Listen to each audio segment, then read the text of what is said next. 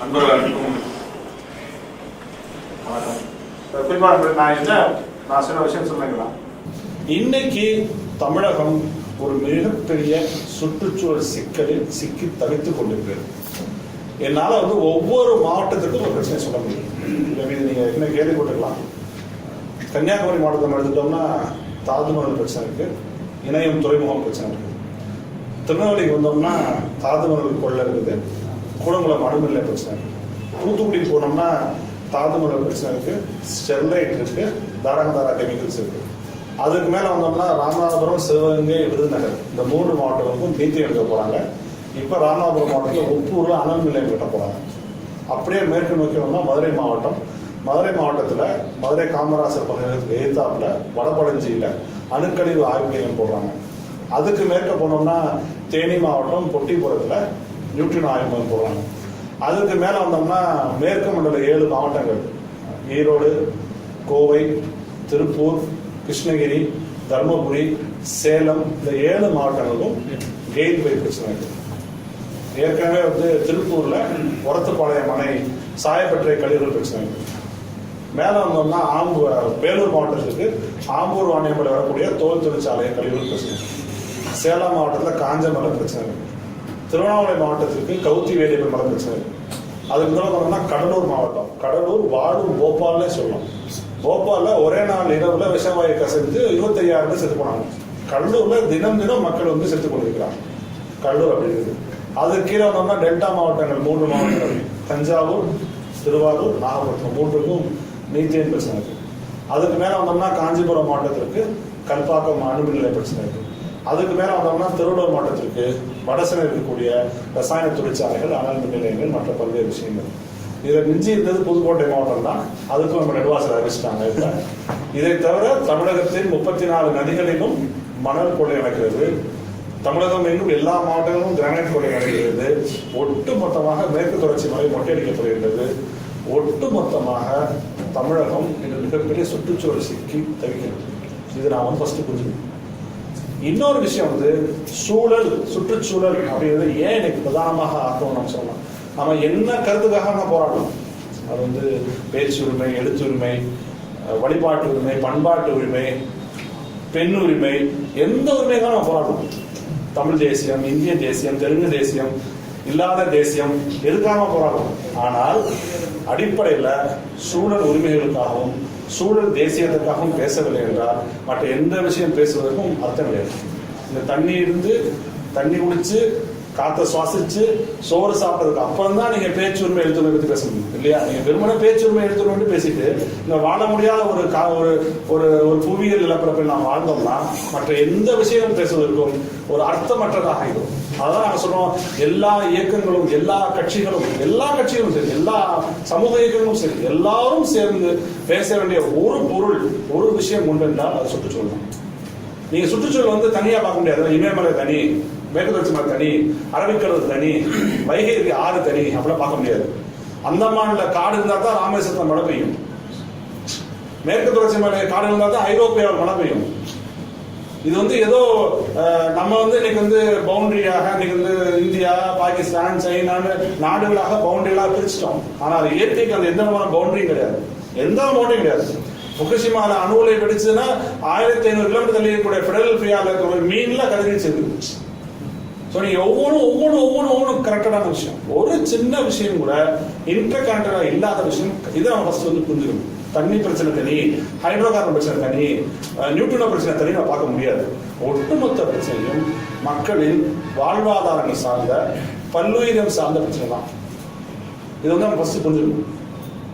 நாம இன்னைக்கு நம்மளாம் அடிக்கடி பேப்பர்ல பாக்குறோம் டெங்கு காய்ச்சல் பத்தி இல்லையா? எல்லாருமே பாக்குறோம். தமிழகம் மிக அதிகமாக பாதிக்கப்பட்டது பக்கத்து. எது வருது டெங்கு காய்ச்சல்?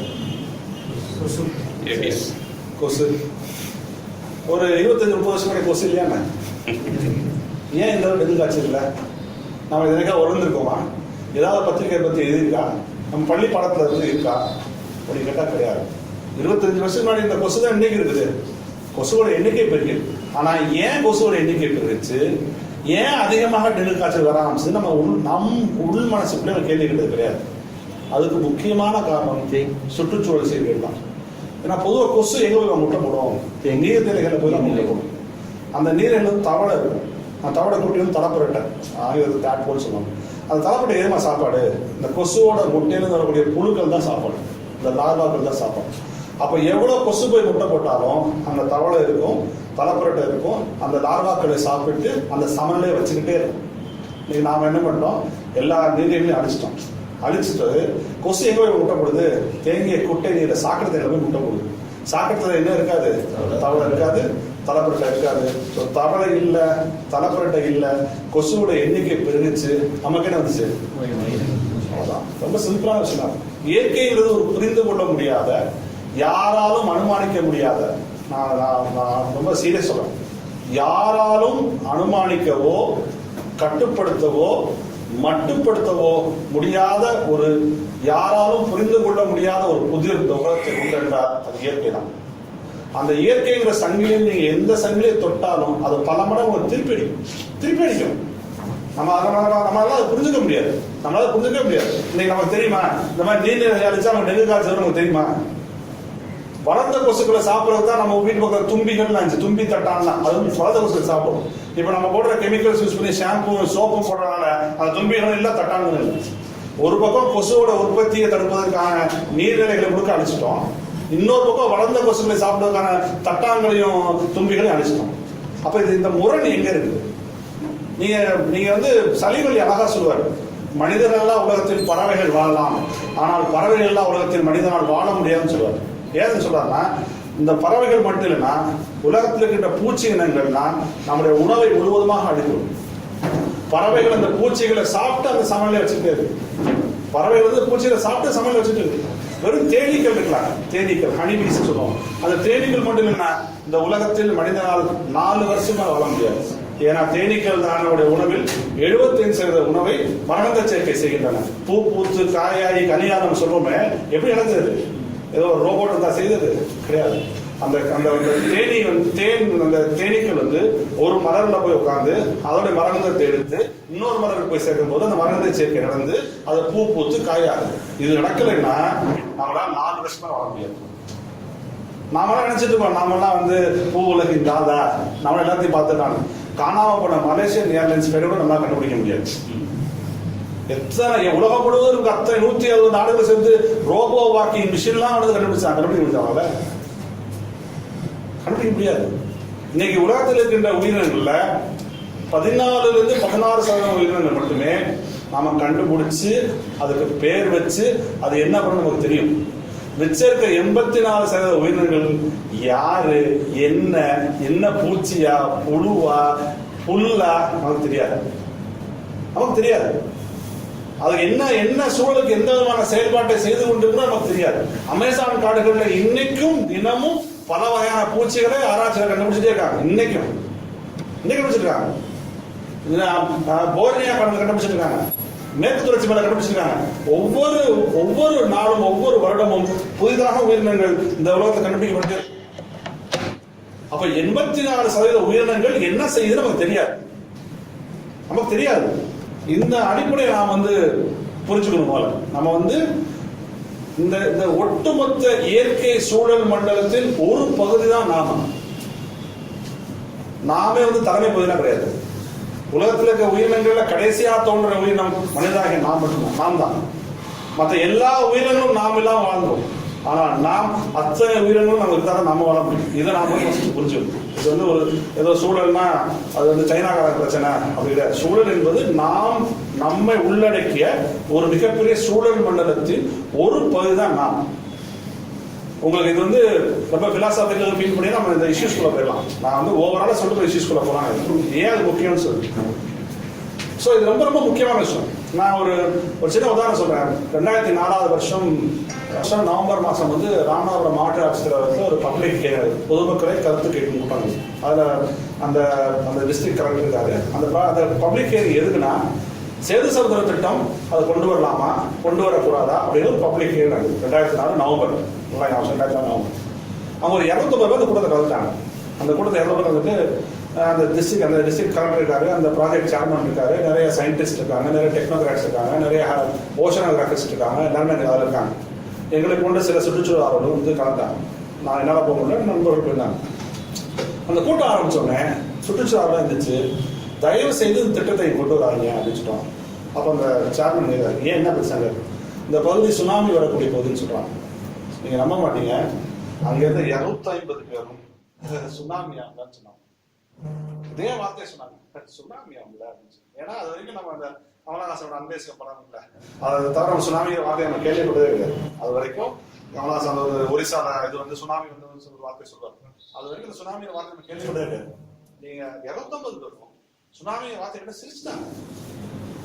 ஆனா என்ன நடந்துச்சு, சரியா ஒரே மாசம் நவம்பர் கடைசி டிசம்பர் 26, 2004 சுமத்ரா தீவுகளில் ஏற்பட்ட நிலநடுக்கம் மிகப்பெரிய சுனாமியை உண்டு பண்ணி உலகம் முழுவதும் 2,30,000 பேர் கொண்டு போயிடுச்சு. தமிழ்நாட்டில் மட்டும் 20,000 பேர் செத்து போனோம். கன்னியாகுமரி மாவட்டத்தில் குளச்சல்ங்கிற ஊர்ல ஒரே சவக்குடியில 552 பேரை போட்டு போச்சிருக்கு அரசாங்கம். இறந்தவர்களுக்கு சரியான இறுதி காரியத்தை கூட, இறுதி சடங்கை கூட செய்ய லாயக்கற்ற ஒரு அரசு தான் இந்த அரசு. ஒரே கூலி புல்டோசர் வச்சு தோண்டாங்க, 552 பேர் உள்ள போட்டாங்க, புதைச்சாங்க. இதே தான் நாகப்பட்டினம், இதே நாகப்பட்டினம் இருந்துச்சு. இந்த அறிவியலாளர்களும், இந்த சுற்றுச்சூழல், இந்த பூகோளவியலாளர்களும், இந்த விஞ்ஞானிகளும், இந்த தொழில்நுட்பவாதிகளும் சுனாமி என்கிற வார்த்தையை கற்றுக்கொள்வதற்கு தமிழகம் கொடுத்த விலை 20,000 உயிர்கள். 20,000 உயிர். நான் அந்த காலம் நல்லா நாகப்பட்டினத்தில் கீழே போனால் அவங்களுக்கு கால் வந்து ஒரு பணத்துக்கு தான் அப்படி அந்த 27, 28, 29 காலகட்டத்தில் அப்படி சதை கலந்துச்சு பிள்ளைகள். நான் 2001 அந்தமான் போயிருந்தேன். அப்போ அங்கே ஃப்ரெண்ட் ஒருத்தர் இருந்தார். அப்போ வந்து 2001, 2002 காலத்தில் அப்போ அந்த அந்த அந்த தீவுகள் முழுக்க சுற்றி காமிச்சிடறாங்க. சுற்றி காமிச்சிட்டு நான் வந்து ஒரு ஜரவா பழங்குடியின மக்கள் வளர்க்குற ஒரு பகுதி வழியாக நான் போனேன். போகிறப்ப இப்போதான் அவங்க ட்ரெஸ் எல்லாம் போட்டுருக்காங்க. அப்போ அவங்க ட்ரெஸ் எல்லாம் போடுவாங்க, இலையெல்லாம் சுற்றிருப்பாங்க ஃபுல்லாக. நான் என்னோட அறியாமை அது, நான் அதை பார்த்து சிரிச்சிட்டேன். எல்லாம் சுற்றிருக்காங்க என்னோட அறியாமை. உடனே என் ஃப்ரெண்டு வந்து என் கையை பிடிச்சி அதை எப்படி பேசுவாங்க, அது அவங்களுடைய நேட்டிவ் ட்ரெஸ். நான் மன்னிப்பு கேட்டு நான் வந்துட்டேன். இது வந்து 2002. சுனாமி வந்து 1.5 மாசம் கழிச்சு ஜனவரி மாசம் அந்த ஃப்ரெண்டு ஃபோன் பண்ணுறாங்க அந்தமான்லேருந்து. என்னப்பா எல்லாரும் என்கிட்ட, ஏப்பா சயின்டிஃபிக்லி டெவலப், டெக்னாலஜிக்கலி அட்வான்ஸ்ட் தமிழ்நாட்டில் சுனாமி எவ்வளோ வசதி போனான்னு கேட்டார். நான் சொன்னேன் 20,000 பேர் இருக்கு அப்படின்னு. நம்ம ஒரு விஷயம் தெரியும் உனக்கு, நீ இவையில பார்த்து சிரிச்சியோ, யாரை பார்த்து கேவலமாக நினைச்சியோ, அந்த பழங்குடியின மக்களில் ஒருவர் கூட சாகவில்லை. ஒருத்தர் கூட சாக. எனக்கு பயங்கர ஆச்சரியம். எப்படா ஒருத்தர் கூட எப்படி சாக மாட்டாங்க. அவங்கள அதை படிக்க ஆரம்பிச்சாங்க. அவங்களுடைய ஆந்த்ரோபாலஜியில் அவங்களுடைய அறிவியல் படிக்க ஆரம்பிச்சாங்க. அவங்களுக்கு சுனாமி, பினாமி, இந்த ரிக்டர் ஸ்கேல் 7.8, இந்த 9.2 அதெல்லாம் தெரியாம இருக்கும். ஆனா ஒரு விஷயம் தெரியும், சுனாமி வருவதற்கு முன்பாக கடல் வந்து ஒரு 2 கிலோமீட்டருக்கு உள்வாங்க.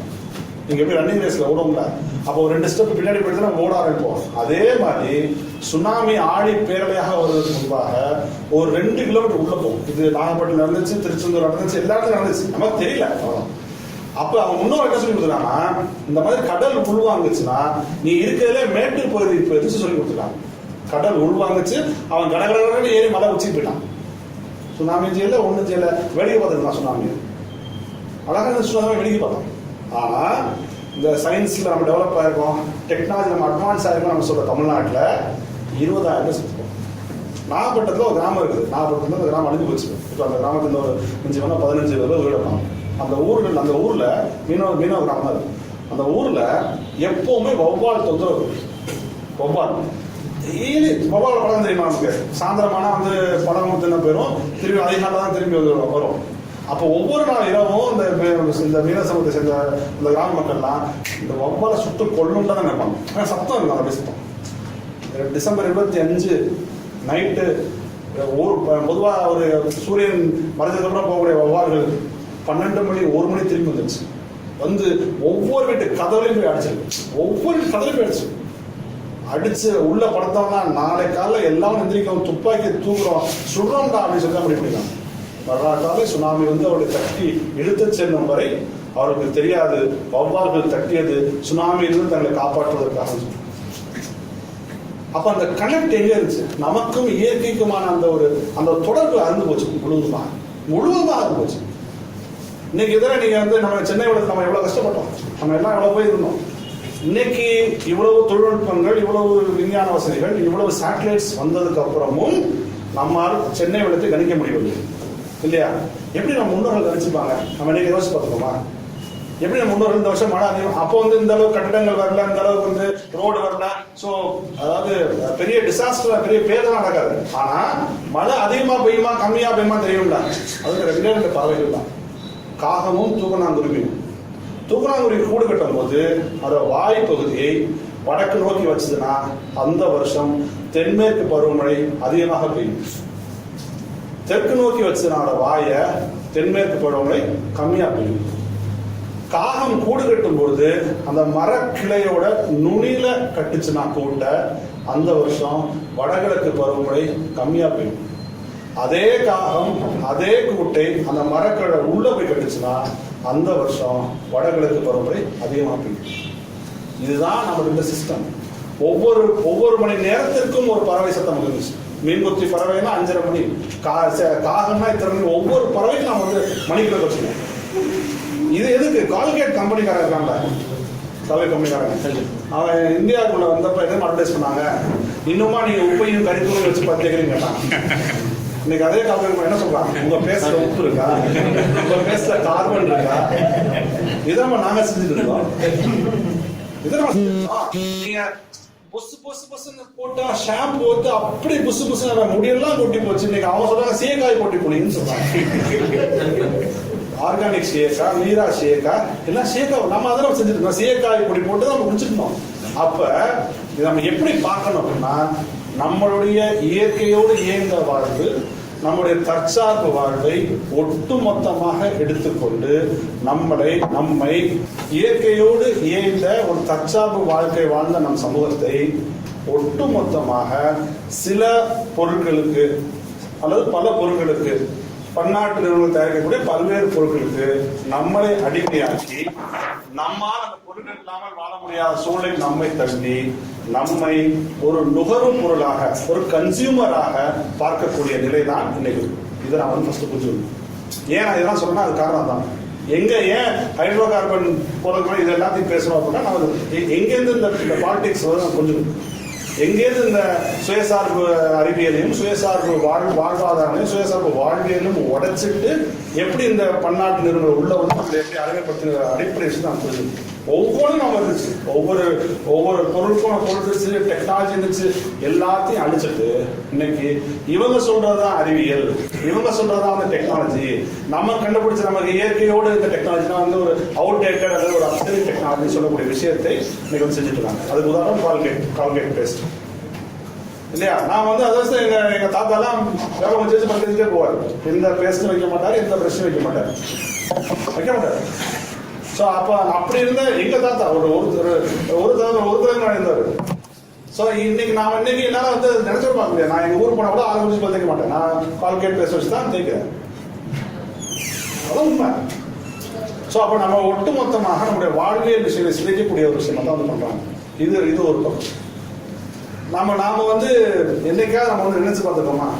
தெரியல, நீங்க நினைச்சு பார்க்க, நான் நினைச்சு பார்க்க முடியாது. தண்ணீரை காசு கொடுத்து வாங்கி குடிக்க வேண்டிய ஒரு அபார நிலைக்கு வருவோம் என்று நான் கனவு நினைத்து பார்க்க முடியாது. நான் மேட்டூர்ல படித்தேன் 9th 10th. அப்போ வந்து நிறைய தோழர்கள் வந்து அப்போ வந்து எங்ககிட்ட பேசுவாங்க, நீ இப்படியே போச்சுன்னா தண்ணியை வந்து காசு கொடுத்து வாங்கிக்கிற சூழ்நிலை வந்துருப்பாங்க. நாங்களாம் சிரிப்போம், என்ன லூஸ் தான் பேச, தண்ணியை போய் வேணா காசு கொடுத்து வாங்கிப்பாங்க. ஆனால் இன்னைக்கு என்ன நிலைமை? இன்னைக்கு நீங்களும் நானும் நினைச்சா கூட கோயம்பேடு பஸ் ஸ்டாண்டுக்கு போய் தண்ணியை குடிக்க மாட்டோம். அங்கேயும் போய் அக்வாஃபினா, அம்மா வாட்ரு, அப்பா வாட்ரு அதான் வாங்கி குடிப்போம். அப்ப அந்த பெரிய பிரச்சாரம் செய்து கடந்த 20-25 வருஷமாக பொதுவில் கிடைக்கக்கூடிய நீர், publicly available water is not safe for drinking. உண்மை மாணவர்களே, பொட்டி நீர் கொல்லும். வாட்டர் குடிக்கிறீங்கல்ல, அது கொல்லும். இன்னைக்கும் நான் பேசிட்டு இருக்கிற நேரத்தில் ஒவ்வொரு 8 வினாடிக்கும் ஒரு குழந்தை நீர் சம்பந்தப்பட்ட நோயால் இறந்து கொண்டிருக்கிறது.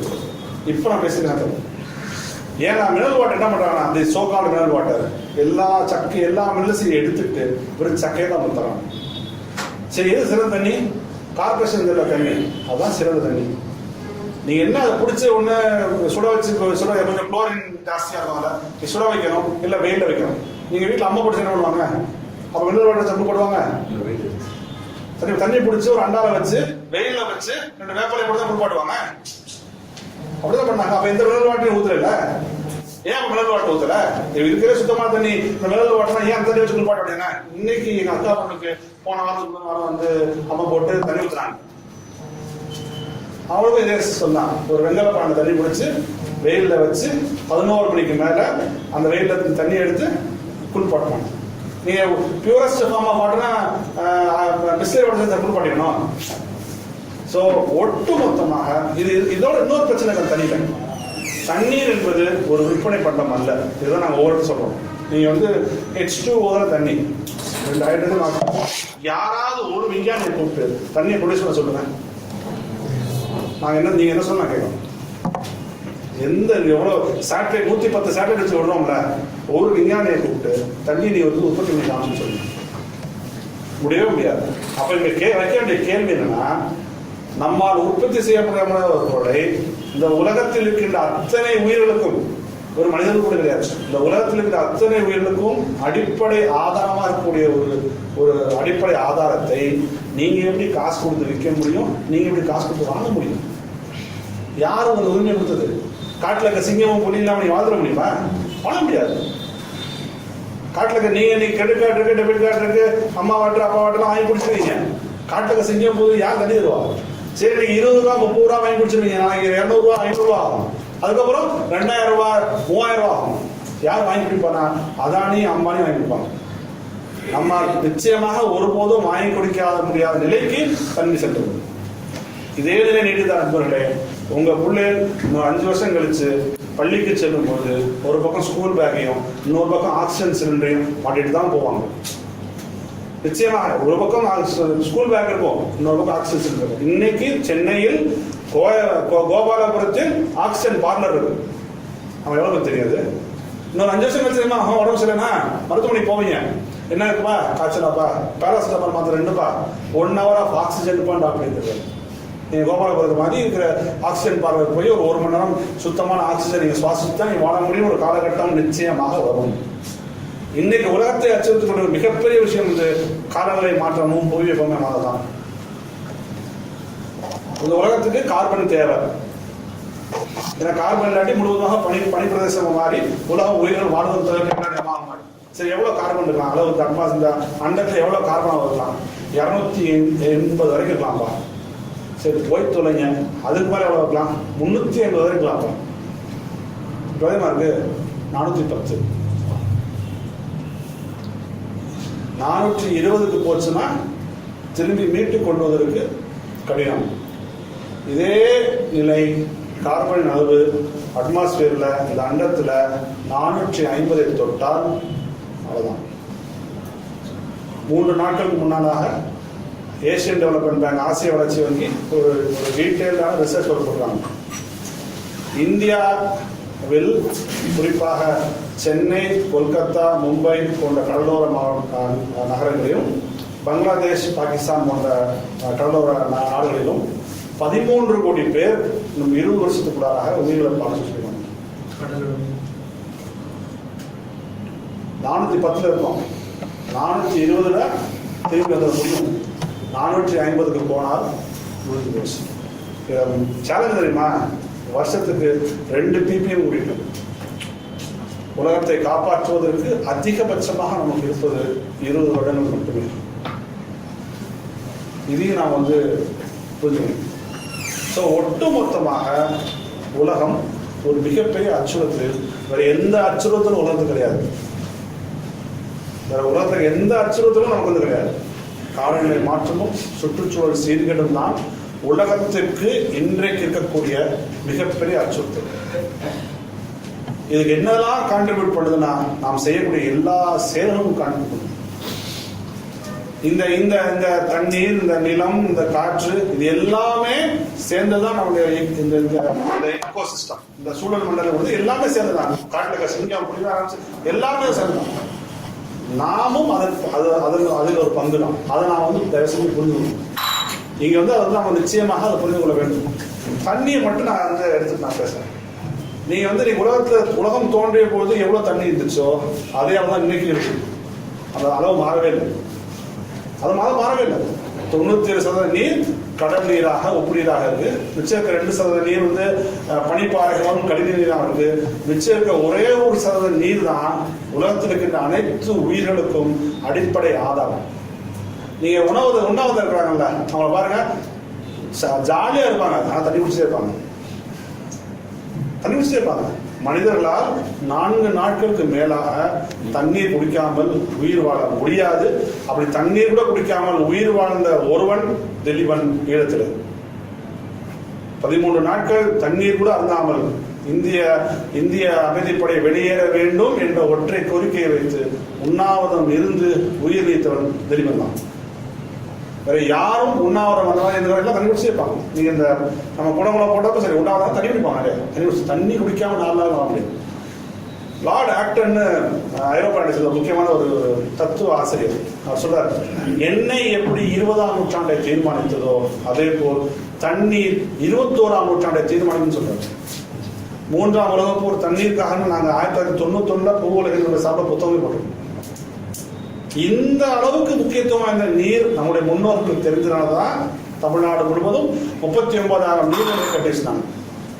தமிழ்நாட்டோட ஒரு ஹைட்ராலஜி, தமிழ்நாட்டோட நீரியல் கொடுத்த புள்ளி இருக்குல்ல, அது வந்து அவ்வளவு அற்புதமான ஒரு சிஸ்டம். அது 39,200 நீர்நிலைகள் இருந்துச்சு தமிழ்நாட்டில். கோடான், குட்டை, கம்மானு பல்வேறு பேர்கள் இருக்கு. ஒவ்வொரு ஊருக்கும் 5 நீர்நிலை குறைஞ்சபட்சம் குளிப்பதற்கு வழிபோக்கர்களுக்கு, ஆடு மாடு கழுவதற்கு, விவசாயத்துக்குன்னு குறைஞ்சபட்சம் 5 இருக்கும். குறைஞ்சபட்சம் 5. இந்த ஒவ்வொரு நீரை இணைக்கக்கூடிய சங்கிலி தொடர் போல் ஒன்னு நிறைஞ்சா அடுத்தது, அது நிறைஞ்சா அடுத்தது அப்படின்னு சொல்லி 2 லட்சம் ஓடைகள் தமிழ்நாடு. 2 லட்சம் ஓடை, 39,000 நீர்நிலைகள், 34 நதிகள். இதுதான் தமிழ்நாட்டின் நீர் குறித்த புள்ளி விவரம். என்ன பண்றோம், நாகர்கோவில் பஸ் ஸ்டாண்டு பேர் குளத்து பஸ் ஸ்டாண்டு. எப்படி குளம் எப்படி பஸ் ஸ்டாண்ட் ஆக முடியும்? திருநெல்வேலியில் இருக்க புதிய பேருந்து நிலையம் மதுரையில் இருக்க மாட்டுத்தாவணி பேருந்து நிலையம், வண்டியூர் கம்மா. நீர் ஆக்கிரமிக்க கூடாதுன்னு சொன்ன கோர்ட்டு ஒரு நீர்நிலை தான். ஆமா, இதனால கொடுமை. முகப்பேர்ல ஏரி ஸ்கீம்லயே ஒரு ஸ்கீம் போட்டுருக்காங்க. ஏரி எப்படா ஸ்கீம் ஆக முடியும் தெரியல. உண்மையிலே ஒரு மாபெரும் தவறை இழைத்து விட்டாங்க. இது எல்லாத்தோட ஒரு முரண் தெரியுமா? நீரின்றி அமையாத உலகம் சொன்ன வள்ளுவனுக்கே சென்னையில நீரில் அழிச்சுதான் வள்ளுவப்பட்டம் கட்டிருக்கோம். நீங்க போய் பாருங்க, அங்க போய் லேக் பிஸ்ட் போர்டு போட்டுருக்கோம். லேக் வள்ளுவப்பட்டம் தான் லேக். இப்படி நாம் செய்ததோட விளைவு சென்னை 2015 தத்தளித்தது. அது வெள்ளச்சேரி கிடையாதுங்க, அது வெள்ளச்சேரி. எவ்வளவு வெள்ளம் வந்தாலும் தாங்கிக் கொள்ளக்கூடிய பகுதியை தான் வெள்ளச்சேரி. 15,000 ஹெக்டேர் இருந்துச்சு பள்ளிக்கரணை சதுப்பிலும். எவ்வளவு வெள்ளம் வந்தாலும் சரி அழகா தாங்கிக்கும் பள்ளிக்கரணை சதுப்பிலும். அடையார் ஆற்றங்கரையின் பிளட் பிளைன்ஸ் வெள்ள நீர் வடிகால கட்டப்பட்டதுதான் மீனாட்டோட காம்பவுண்ட் வால். அது இடிஞ்சு 13 பேர் செத்து போனாங்க. எந்தெந்த இடங்கள் தான் தாங்கள் ஏந்தல் முடியும் அதெல்லாம் நீர்நிலைகள். ஈக்காட்டு தாங்கல். ஏன் புதிய தலைமுறை ஆபீஸ் மூழ்கி போச்சுன்னா ஈக்காட்டு தாங்கல், தண்ணீரை தாங்கி இருக்கக்கூடிய இடம். ஏந்தல், தண்ணீரை ஏந்தி இருக்கக்கூடிய இடம். ஒவ்வொன்றுக்கும் பிரச்சனை. இன்னைக்கு ஏன் எம்ஜிஆர் நகர் அருமாக்கத்துக்கு எம்ஜிஆர் நகர் ஏன் ஃபிளட் ஆச்சு? அம்பாஸ் கைவாக்கு வந்து கூவம் நதியோட ஃபிளட் பேங்க் கட்டி வச்சிருக்காங்க. வெள்ள நீர் வடிகால ஒரு இது இருக்கும். ஒவ்வொரு நதிக்கும் அது எவ்வளவு மேக்ஸிமம் வெள்ளம் போது அது டிக்ளேர் பண்ணிருக்காங்க. எந்த கட்டணம் கட்டக்கூடாது. ஏன்னா 500 வருஷத்துக்கு கூட நீங்க வெள்ளம் போலாம், 100 வருஷத்துக்கு நீங்க வெள்ளம் போலாம், 50 வருஷத்துக்கு நீங்க வெள்ளம் போலாம். ஆனால் அந்த பகுதியில் எந்த விதமான கட்டிடம் கட்டக்கூடாது என்பதுதான் விதி. 1,25,000 கியூசெக்ஸ் கொண்டு போகக்கூடிய கொசத்தலையாறுல இந்த வருஷம் 90,000 கியூசெக்ஸ் கூட போறாங்க வெள்ளம். இந்த வருஷத்துல ஒட்டுமொத்தமாக திருவள்ளூர் மூழ்கி போனது காரணம் அதான். சென்னை விமான நிலையத்தின் 2வது ரன்வே, செகண்ட் ரன்வே அடையார் ஆற்றின் மேல கட்டப்பட்டதுதான் முடிச்சூர் மூழ்கி போனது. ஒவ்வொன்றுக்கு ஒரு காரணம் சொல்ல முடியும். ஒவ்வொன்றுக்கு ஒரு காரணம் இருக்கு. டிஃபென்ஸ் கார்டில் ஒரு கர்னல், இந்திய ராணுவத்தில் வேலை செய்த ஒரு கர்னல், அவரும் அவர் மனைவி தான் வாழ்றாங்க. அவர் அந்த வீடு வந்து பழைய காலத்து வீடு. அந்த வெளியே வந்தா படிக்கட்டு இருக்கும், உள்ளுக்குள்ள ஏற முடியாது. அவர் வந்து இரவு மழை பெய்ய ஆரம்பிச்சு கரண்ட் போச்சு. ஸோ சாவியை தேட முடியல. வயசானவங்க என்ன பண்றாங்க, டைனிங் டேபிள் போட்டு டைனிங் டேபிள் மேலே உட்காடுறாங்க. தண்ணி கொஞ்சமா மேலே ஏறிட்டே இருக்கு. அப்புறம் டைனிங் டேபிள் மேலே சேரை போடுறாங்க, அதுக்கு மேலே ஏறி உட்காடுறாங்க, அதுவும் தண்ணி ஏறிட்டே இருக்குது.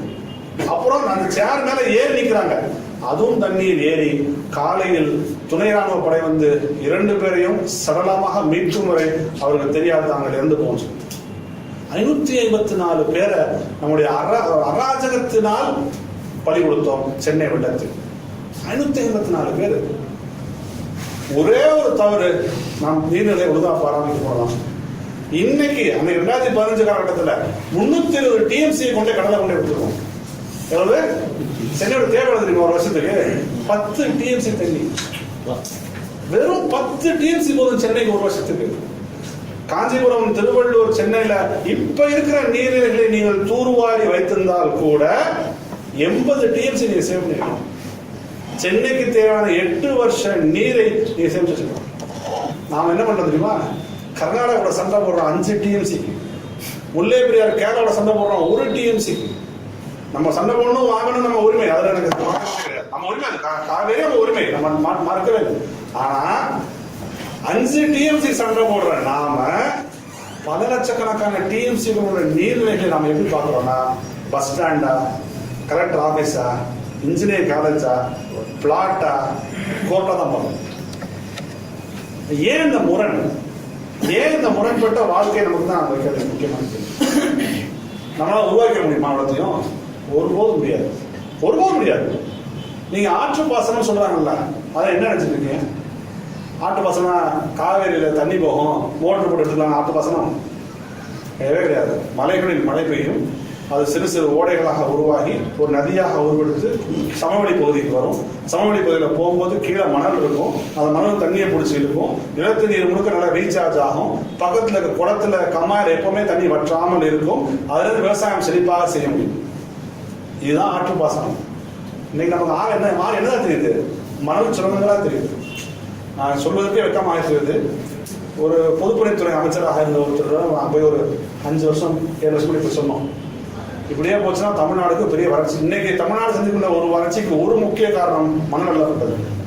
ஒரு முக்கியமான காரணம் மணல் வெள்ளப்பட்டது. அந்த பொதுப்பணித்துறை அமைச்சர் போய் சில பேர் நான் சொல்லி அனுப்புறோம், இப்படியே போச்சுன்னா தமிழ்நாட்டில் வந்து வறட்சி வந்துடும். அவர் என்ன சொன்னாரு? ஏன் பிரச்சனை இருக்கு? மணல் எல்லாம் குழி பெருசாக நான் நிறைய தெரிஞ்சுக்கிட்டு செய்ய நான் யார்கிட்ட சொல்ல முடியவில்லை. ஆனால் தான் வந்து இதுதான் எங்களுக்கு இருக்க லட்சணம். அந்த செம்பரப்பாக்கம் ஏரியை போய் எல்லாம் படிச்சு கொண்டு தெரியுமா? அவர் தான் 2005 வருடத்துல செம்பரப்பாக்கம் திறந்து விட்டாங்க. செம்பரப்பாக்கம் திறந்தாங்க. உண்மையான நண்பர்களே, செம்பரப்பாக்கத்திலிருந்து அதிகபட்சமாக உங்களால் 30,000 கியூசெக்ஸ் வரை திறந்து விட முடியாது. திறந்து விட முடியாது. அதோட வாய், அதோடைய அந்த அந்த இது இருக்குல்ல, அந்த வெளியேறக்கூடிய நிலம், அது வந்து 30,000 கியூசெக்ஸ் தான் தாங்கும். ஆனால் அடையார் ஆற்றில் ஓடியது 1,00,000 கியூசெக்ஸ். அதுவும் செம்பரம்பாக்கம் ஏரியா செஞ்ச மிகப்பெரிய தவறு தெரியுமா? இரவுல தண்ணி தந்து விட்டது. ஏன்னா இரவு வந்து ஓதம்னு சொல்லுவாங்க. இரவுல கடலில் வந்து உள்ள வரும்.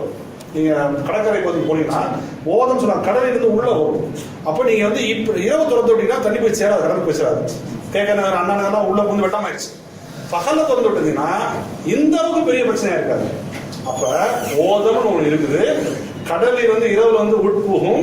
அப்படி ஒரு அடிப்படை அறிவியல் கூட தெரியாததான் பிடபிள்யூ இன்ஜினியர். இது அடிப்படை அறிவியல். ஓதம், ஊருக்கு கிராமத்தில் மீனோட்ட போய் ஓதம் சொல்லுவாங்க. ஓதம் என்னப்பா? அவன் சொல்ல கடலில் வந்து உள்ள போகும். ஒரு 7 மணி நேரத்துக்கு போயிருக்கும். அப்புறம் 7 மணி நேரம் வச்சு நன்னீர் ஆற்றில் வந்து உள்ள போகும், கடலுக்குள்ள போகும். இதுதான் சிஸ்டம்.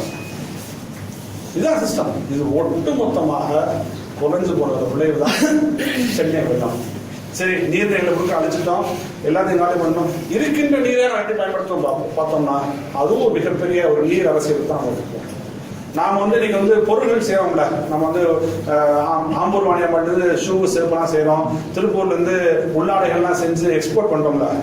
இது வைக்க வேண்டிய முக்கியமான கேள்வி, இவ்வளவு செலவு செய்யக்கூடிய இத்தாலிய காரணக்கும் இவ்வளவு தொழில்நுட்பத்தில் வந்த அமெரிக்கா காரணக்கும் ஏன் திருப்பூர்ல இருந்து பனியன் சட்டியை செஞ்சு வாங்குறான்? ஏன் ஆம்பூர் வாணியம்பாட்டு ஷூ செருப்பு வாங்குறான்? அவனை செய்ய முடியாதா?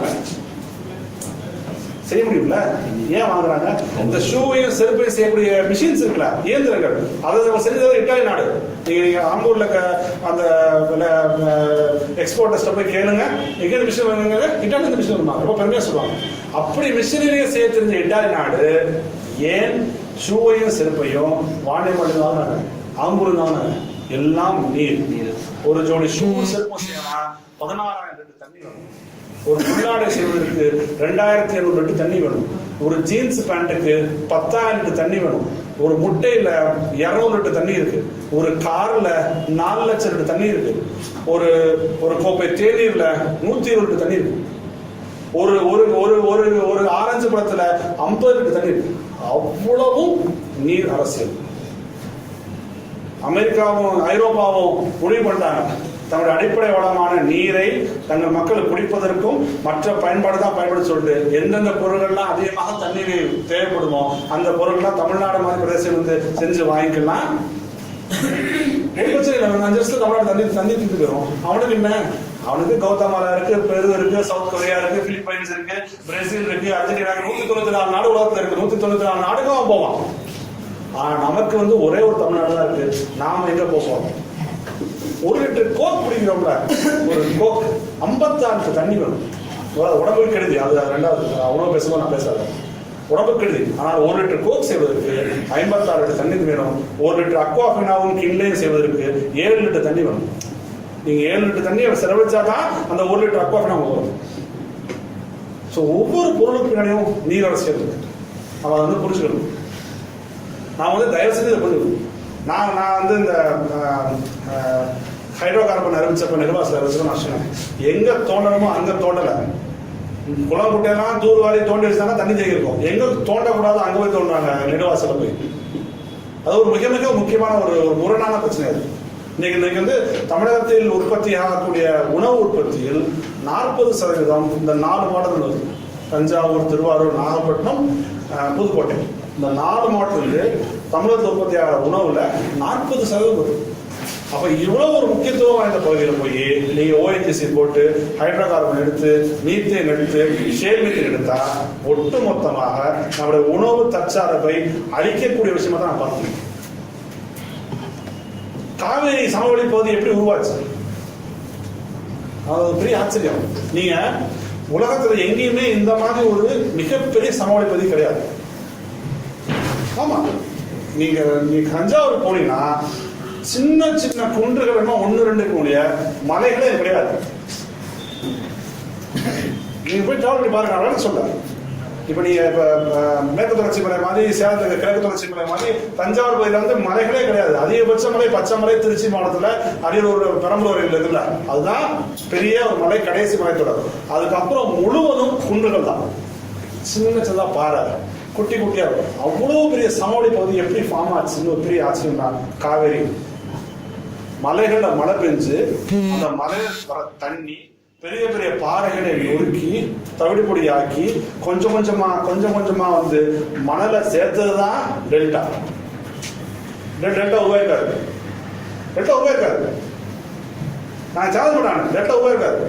டெல்டா எப்படி உருவாச்சுன்னா இன்னைக்கு நடந்து இல்ல, பல்லாயிரக்கணக்கான வருஷமாக நீங்க மலையில மழை பெஞ்சு அந்த பாறைகளை உருட்டி கொஞ்சம் கொஞ்சமா அந்த பாறையில கல் வந்து உடஞ்சு நொறுங்கி கொஞ்சம் கொஞ்சமா சின்ன மண்ணாயி வந்து உருவானதுதான் டெல்டா. இன்னைக்கு டெல்டாவோட என்ன தெரியுமா? நாகப்பட்டினத்துல ஒரு இடத்துல 1 மீட்டர் உயரத்துல தான் டெல்டா இருக்கு. கர்நாடகாவும் தமிழ்நாடும் போட்டி போட்டுக்கொண்டு அணைகள் கட்டியோட விளைவுதான் டெல்டா. கிருஷ்ணராஜ சாகரும் காவினியும் மேட்டூர் அணையும் உட்படதான் சொன்னாங்க. மேட்டூர் அணையும் கட்டப்பட்டதுதான் டெல்டாவோட ஆவரணம். மேட்டூர்ல நம்ம வந்து பண்ணலாம், என்ன பண்ணலாம், நம்ம வந்து தூர்வாரி வச்சிருந்தோம்னா மேட்டூர் சுமாரா இருக்கும். ஒட்டு மொத்தமாக மேட்டூர்ல இன்னைக்கு 35-40% மண்ணு தான் இருக்கு. அணைய கட்டலுக்கு வரை தூர்வாரல. அணைய 1800 சில ஸ்டான்லி வெள்ளக்கார வந்து ஸ்டான்லி ரிசர்வ் வாங்கி கட்டி போனானே, அன்னையில இருந்து இன்னைய வரைக்கும் மேட்டூர் அணை தூர்வாரப்படவில்லை. இங்க காவேரி ஆத்துல வர வேண்டிய சில்ட் முழுக்க அங்க தேங்கிச்சு, இங்க மேட்டூர்ல. டெல்டா வந்து கொஞ்சம் கொஞ்சமா சிங்க் ஆயிட்டு குறைஞ்சிட்டு இருக்கு உயரத்துல. இதே நிலை நீடித்தால் 25-30 வருஷத்துல டெல்டா ஆயிடும். டெல்டா இருக்காது, டெல்டா முழுவதுமாக அழிக்கப்படும். உணவு உற்பத்தி அவ்வளவுதான். நாங்க வந்து நெடுவாசலுக்காகவும் ஹைட்ரோ கார்பனாகவும் போராடுறதுக்கு ஒரு முக்கியமான காரணம் அதுதான். நீங்க எப்படி விவசாயம் பார்ப்பீங்க? 2 வகை தண்ணி வேணும்.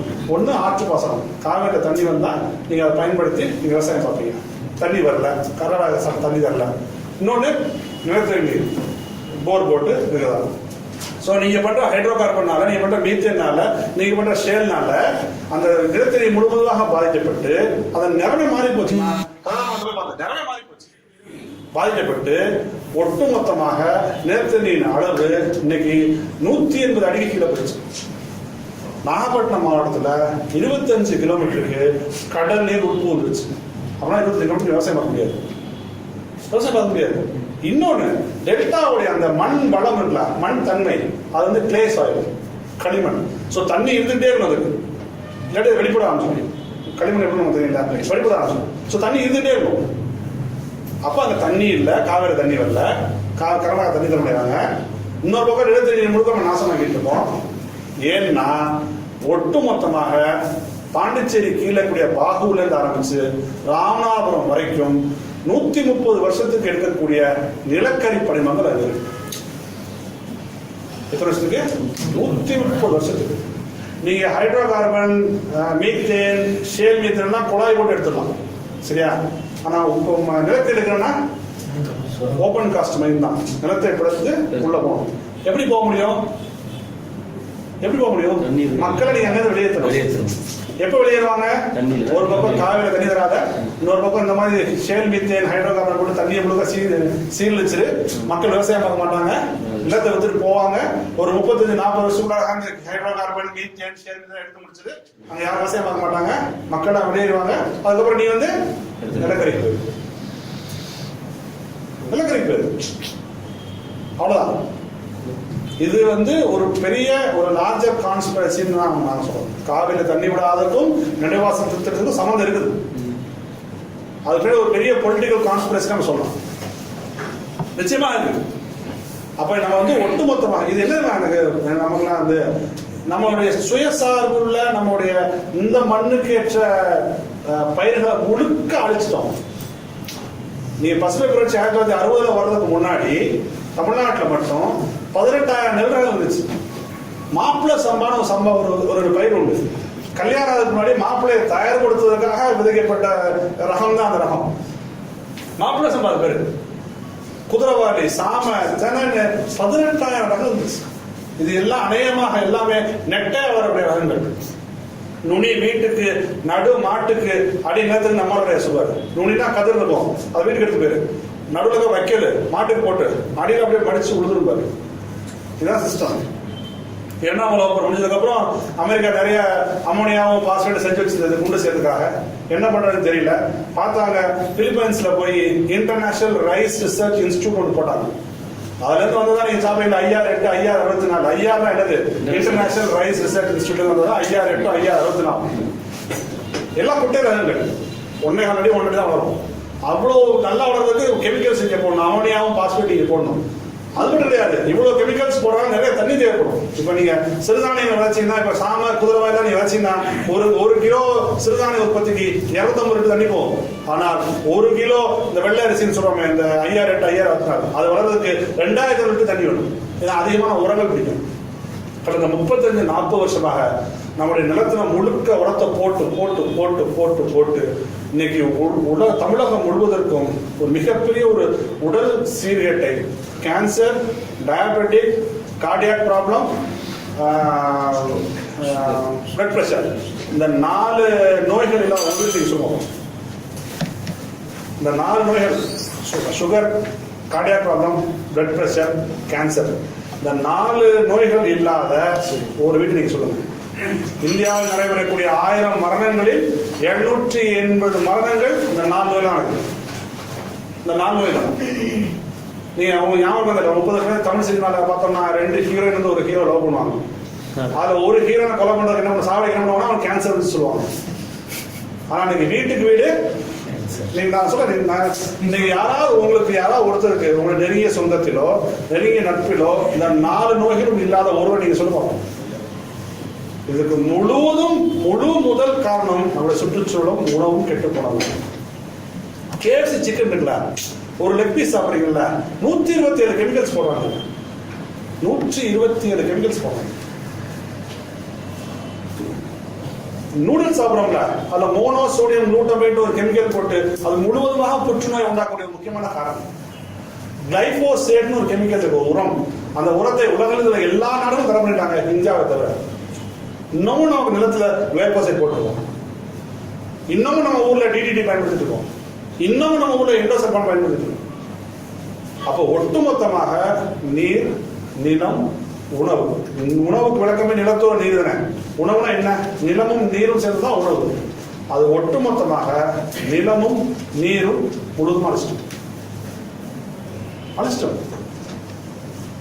நான் 2014 வருஷம் ஃபுகுஷிமாவுக்கு போயிருந்தேன். எல்லாம் ஃபுகுஷிமா தெரியும் இல்லையா? யாருக்கா தெரியாது ஃபுகுஷிமா? உலகத்தின் மிகப்பெரிய அணு உலை விபத்து நடந்த இடம், உலகத்தின் மிகப்பெரிய இண்டஸ்ட்ரியல் டிசாஸ்டர் நடந்த இடம். 3 உலைகள் வெடித்து சிதைங்க. வெடிச்சதச்சு நான் போனது 3 வருஷம் கழிச்சு 60 கிலோமீட்டர் தள்ளி இருக்க ஊருக்கு நான் போறேன். ஃபுகுஷிமாங்கிறது அந்த அணு உலையிலிருந்து 60 கிலோமீட்டர் தள்ளி இருக்கிற ஊர். இப்போ நீங்க கல்பாக்கம்னா சென்னை சொல்றீங்கல்ல, அந்த மாதிரி ஃபுகுஷிமாங்கிறது ஒரு ஸ்டேட் மாதிரி, ப்ராவின்ஸ் மாதிரி. அந்த ஊருக்கு போனோம். அது பிப்ரவரி மாசம் போய் இறங்கின உடனே, அந்த ஊர்ல இறங்கின உடனே எங்க 2 மீட்டர் கொடுத்தாங்க. 2 மீட்டர் நான் எப்பவுமே எடுக்க சொல்லிக்கணும். அதில் ஏதாவது ஒரு வீட்டில் அதிகமான சத்தம் வந்துச்சுன்னா நான் போய் ரேடியாலஜி அட்வைசர்ஸ் இருப்பேன், அவங்கள போய் மாத்திரை வாங்கி சாப்பிடணும். ஸோ நான் போனோம். நான் இந்த தங்க வேண்டிய அறை, ஜப்பானில் எனக்கு குட்டி குட்டி அறையாக தான் இருக்கும். ஸோ அந்த அறையை 2ஆக பிரிக்க சொல்லிட்டாங்க. ஏன்னா வெளியே முழுக்க கதிர்வீச்சோட உள்ளே போவீங்க, உங்கள் சூட்கேஸோட வீல்ஸ்லாம் பட்டிருக்கோம், உங்கள் ஷூவோட அதிகமாக கதிர்வீச்சு பட்டிருக்கோம். அன்றைக்கி ஒரு பகுதியில் கழட்டி வச்சிருக்கோம், இன்னொரு பேரை இது பண்ணுவோம் அப்படின்னு சொல்லிட்டாங்க. அங்கே நான் பல பேர் சந்திச்சேன். அது ஒரு 2-3 பேருக்கு நான் சொல்கிறாங்க. ஹசேகாவான்னு ஒருத்தர், ஒரு பால் பண்ணை வியாபாரி. அவர் தாத்தேங்கிற கிராமத்தில் வாழ்ந்தவர். அந்த தாத்தேங்கிற கிராமம் அணு உலையிலிருந்து ஒரு 35-40 கிலோமீட்டர் தள்ளி ஒரு கிராமம். அந்த கிராமத்தில் வாழ்ந்தவர். அணு உலை வெடிச்சிருச்சு, அந்த பகுதி மூலம் கதிர்வீச்சு பரவிடுச்சு. வழக்கம் போல் தமிழகத்தில், இந்தியாவில் அரசியல் எப்படி பொய் சொல்லுதோ அதே மாதிரி ஜப்பான் அரசும் ஒரு பிரச்சனை இல்லை, தயவு செஞ்சு நீங்க வெளியேறான்னு சொல்லிக்கிறது மக்கள்கிட்ட, தாத்தே கிராம மக்கள்கிட்ட. மிச்ச பகுதியில் மக்கள் வெளியேறாங்க. 1.5 லட்சம் 2 லட்சம் மக்கள் வெளியேறாங்க. இந்த கிராமத்தில் எதிர்பட்சம் இல்லைன்ட்டாங்க. அப்போ ஒரு வெளியேந்து போன ப்ரொஃபஸர்ஸ்லாம் அங்கே உள்ள போய் அந்த ரேடியேஷன் மெஷர் பண்ணீங்க 25, 50, 100 மடங்கு ஜாஸ்தியாக இருக்கு. அப்போ ஒரு பெரிய ஒரு பிரச்சனையான்னு சொல்லி அரசாங்கத்தை சொல்லி அவங்க உடனடியாக வெளியேற்றினாங்க.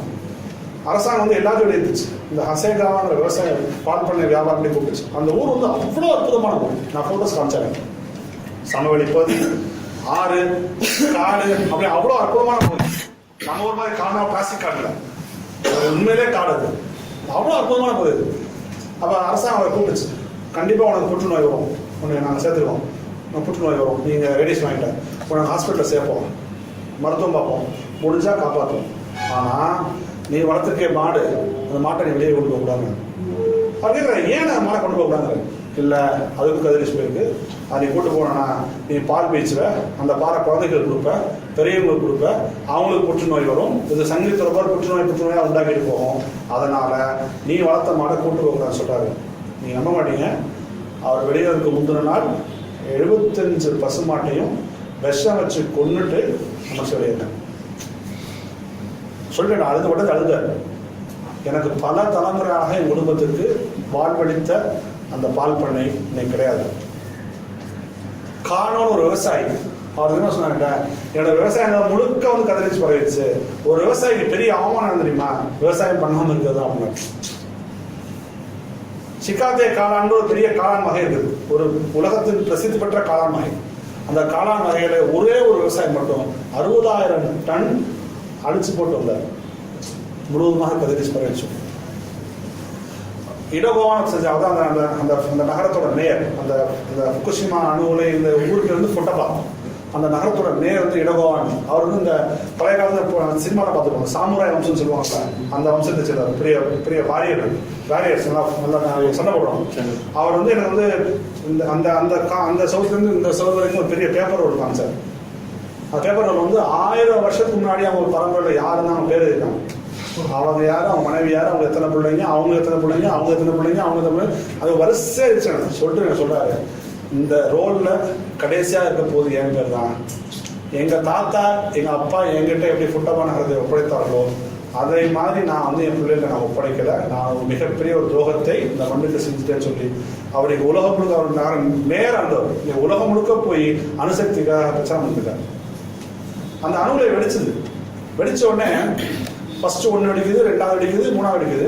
அந்த பிளான்ட்டோட சீஃப் இன்ஜினியர் யோஷினோ மரியான்னு ஒருத்தர், அதாவது பிளான்ட்டோட ஒட்டுமொத்த சீஃப் இன்ஜினியர், அவர் வந்து எங்கேயோ ஒரு 2-3 கிலோ தள்ளி இருந்திருக்காரு.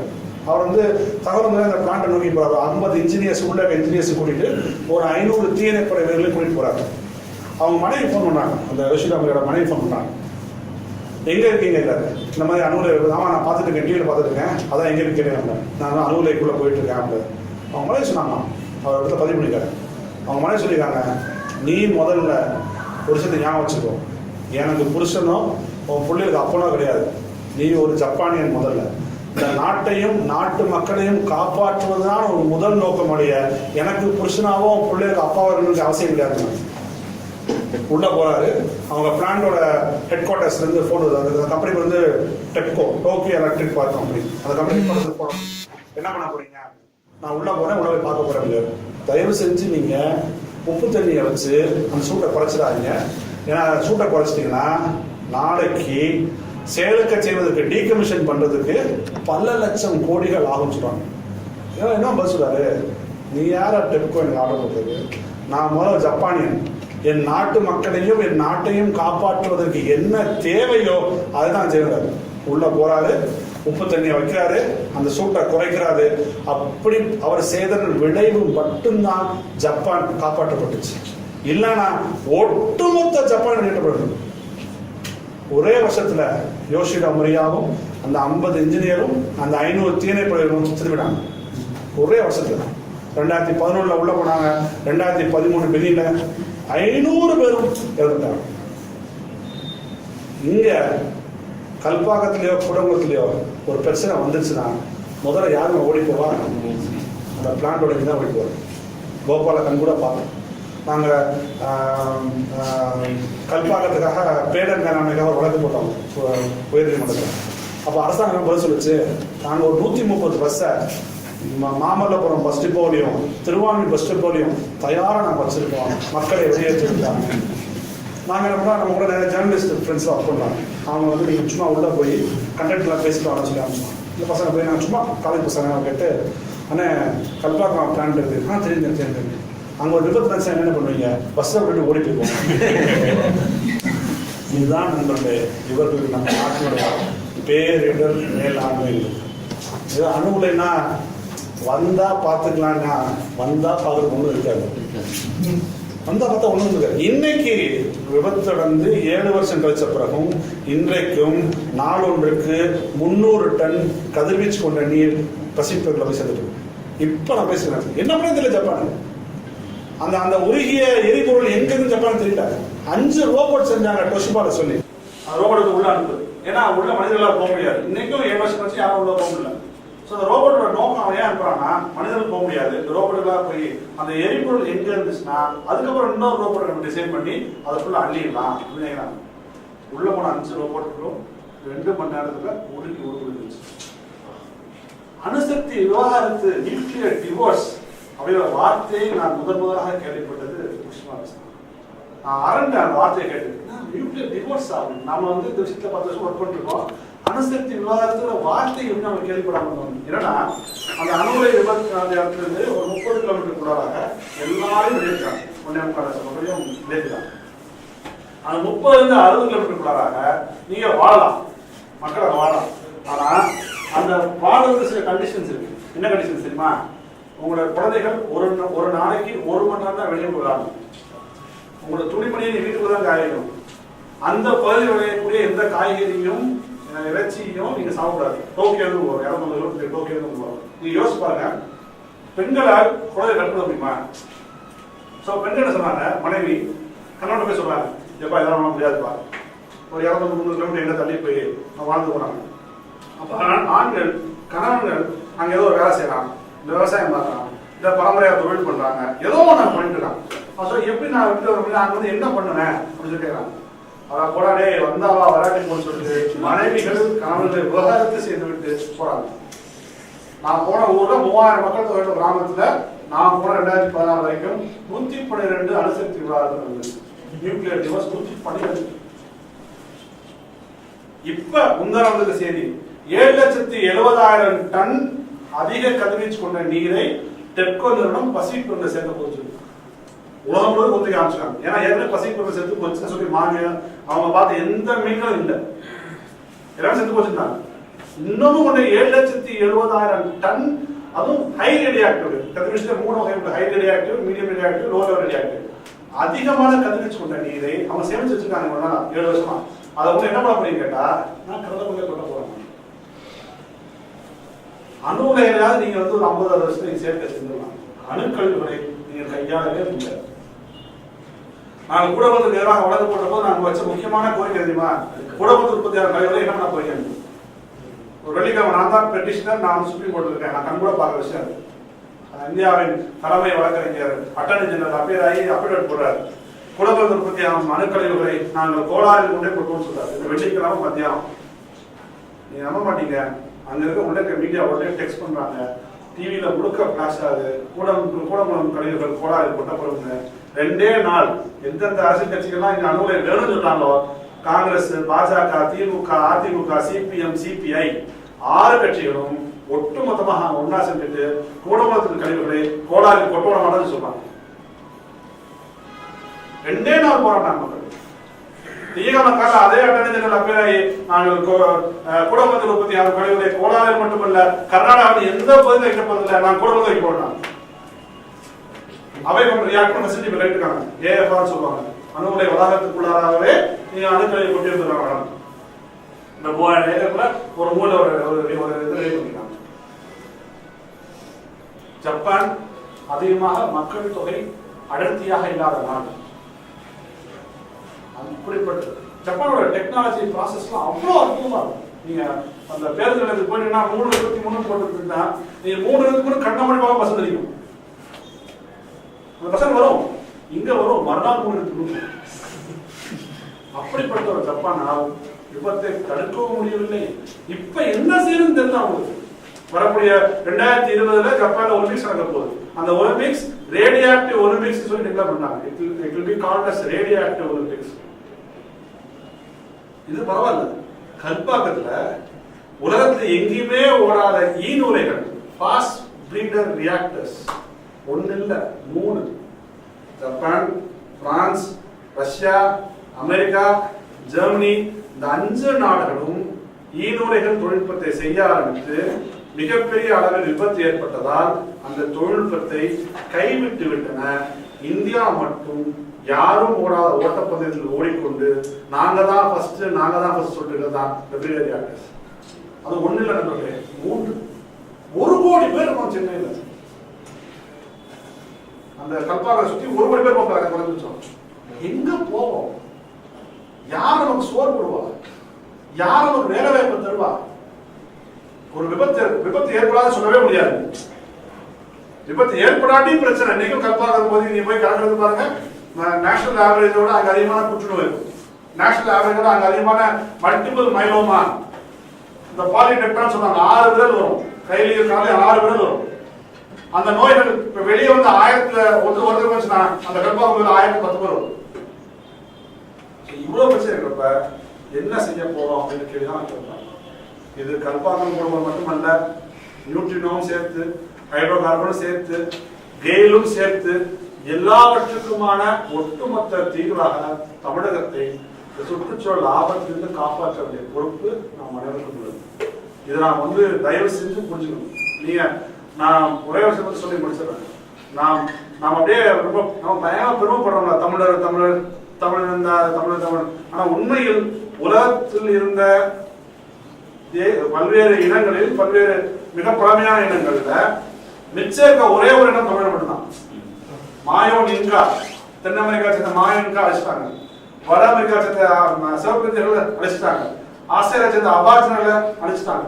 இன்னைக்கு இயற்கையை நேசிச்ச ஒரே ஒரு சமூகம் வந்து தமிழ் சமூகம் மட்டும்தான். இது ஒட்டுமொத்தமாக அளிப்பதற்குரிய எல்லா வேலைகளையும் மைய அரசும் சரி, அதற்கு ஆமாசாமி கூட இருக்கிற மாநில அரசும் சரி செஞ்சுட்டு இருக்காங்க. நான் உங்ககிட்ட கேட்கறதா தான், நீங்க நம்ம நாட்டோட பிரச்சனை தெரியுமா? கெட்டவன் தப்பு ஒன்று கிடையாது, அது பிரச்சனை கிடையாது. நல்லவங்க அமைதியா இருப்பாங்களா, அதான் பிரச்சனை. தயவு செய்து உங்களுடைய குரலை சூழலை காப்பதற்கான குரலாக ஒலிக்க வாய்ப்பு. நன்றி.